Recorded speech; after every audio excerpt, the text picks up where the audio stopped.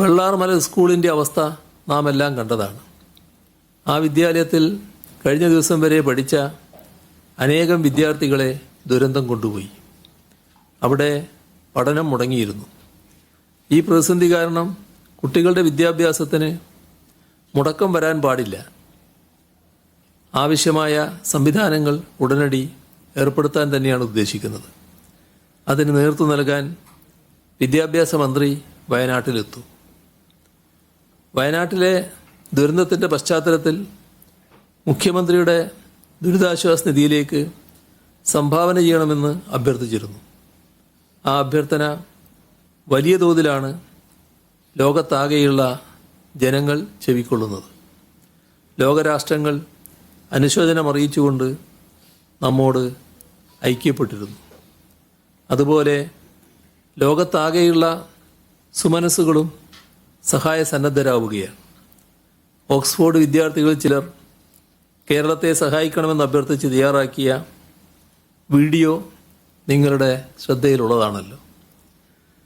CMDRF സംഭാവനകൾ ഫലപ്രദമായി കൈകാര്യം ചെയ്യുന്നതിന് ധനവകുപ്പിൽ ഉദ്യോഗസ്ഥർക്ക് പ്രത്യേക ചുമതല നൽകി സംവിധാനം ഒരുക്കും. ധനസെക്രട്ടറിയുടെ കീഴിൽ തന്നെ പ്രത്യേക ഉദ്യോഗസ്ഥൻ അതിൻ്റെ ചുമതല വഹിച്ചുകൊണ്ട് പ്രവർത്തിക്കുകയും ചെയ്യും. സംഭാവന ചെയ്യുന്നതിനായി donation.cmdrf.kerala.gov എന്ന പോർട്ടലിൽ ദുരിതാശ്വാസ നിധിയിലുള്ള വിവിധ ബാങ്കുകളുടെ എല്ലാ അക്കൗണ്ട് നമ്പറുകളും നൽകിയിട്ടുണ്ട്.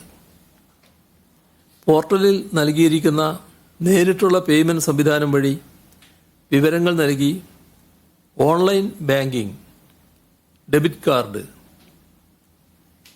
ക്രെഡിറ്റ് കാർഡ്, UPI എന്നിവ വഴിയോ അക്കൗണ്ട് നമ്പർ വഴിയോ നേരിട്ടോ സംഭാവന നൽകാം. ഇതിലൂടെ നൽകുന്ന സംഭാവനയ്ക്ക് ഉടൻ തന്നെ റെസീറ്റ് ഡൗൺലോഡ് ചെയ്യാൻ സാധിക്കും. UPI വഴിയുള്ള ഇടപാടുകൾക്ക് 48 മണിക്കൂറിന് ശേഷമാണ് റെസീറ്റ് ലഭിക്കുക. ദുരിതാശ്വാസ നിധിയുടെ പോർട്ടലിലും സോഷ്യൽ മീഡിയ വഴിയും വിവിധ അക്കൗണ്ടുകളുടെ UPI QR കോഡ് നൽകിയിരുന്നു. ഇത് ദുരുപയോഗപ്പെടാനുള്ള സാധ്യത ശ്രദ്ധയിൽപ്പെട്ടു. അതിനെ തുടർന്ന് QR കോഡ് സംവിധാനം പിൻവലിക്കാൻ തീരുമാനിച്ചിട്ടുണ്ട്.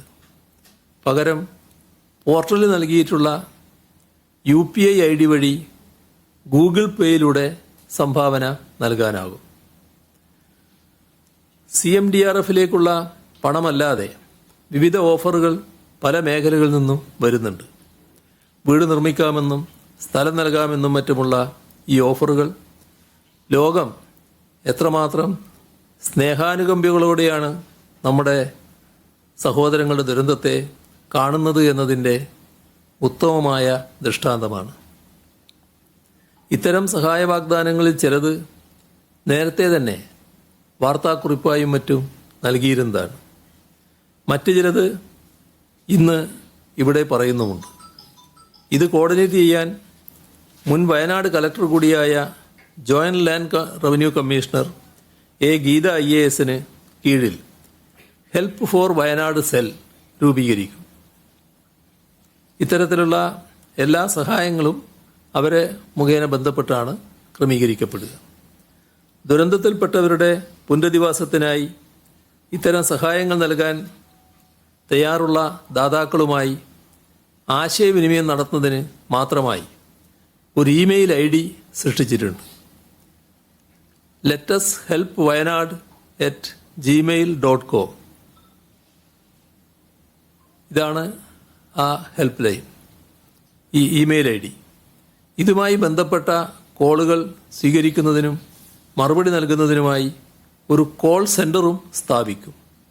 ഈ ആവശ്യത്തിനായി 3 ഫോൺ നമ്പറുകൾ നിശ്ചയിച്ചിട്ടുണ്ട്. അത് 9188940013.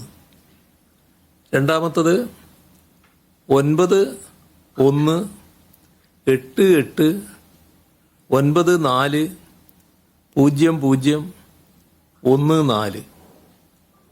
മൂന്നാമത്തേത് 9188940015. ലാൻഡ് റവന്യൂ കമ്മീഷണറേറ്റിലെ മുതിർന്ന ഉദ്യോഗസ്ഥർ കോൾ സെൻറ്റർ കൈകാര്യം ചെയ്യും.